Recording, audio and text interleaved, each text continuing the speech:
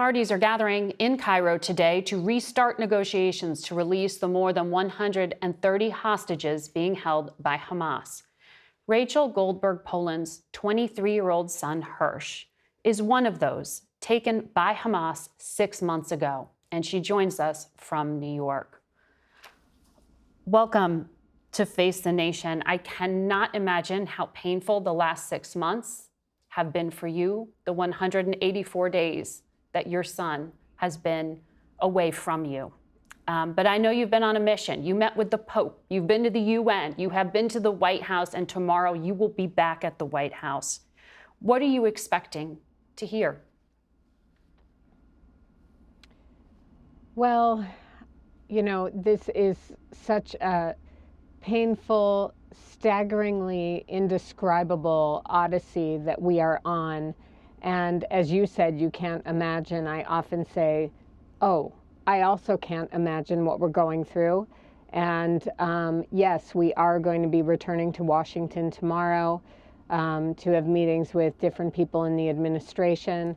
And we really want to understand what is happening to ensure that these people, and remember, Margaret, we have 8 American citizens who have been held for 184 days, and we are feeling extreme desperation, despair, and we've had wonderful access and sympathy and open doors and lots of hugs from everyone in the U.S. government, but this is a very binary situation.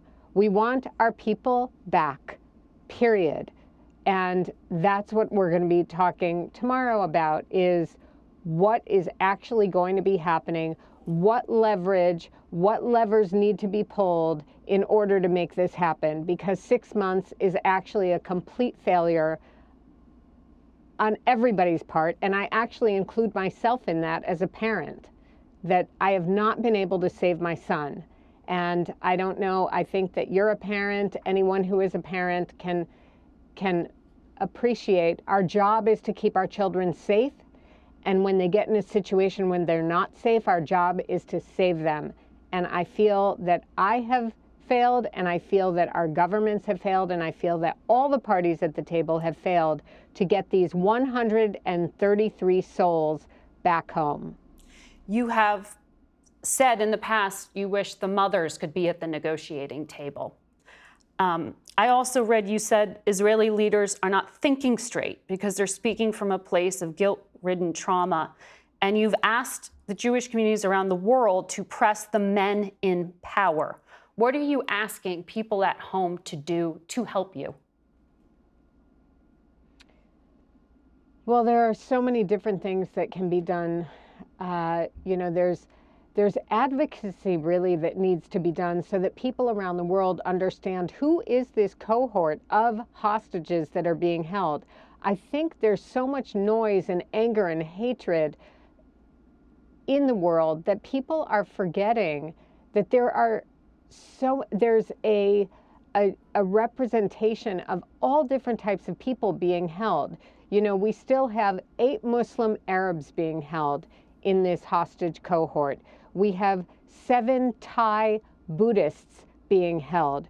We have 2 Black African Christians being held. We have people from Nepal and people from Mexico and people from Germany and people from France, people from all over the world. This is not just one homogenous group of people that is being held. And I think that that kind of gets lost in all the noise. I think talking to your leaders, wherever you are in the world, certainly your local elected leaders in America, writing to the White House. Again, the Biden administration has been wonderful and very supportive, but we have one goal. We need these people home. Yes. We wish you our best, and we are watching your advocacy, and we'll continue asking questions about your son and the others.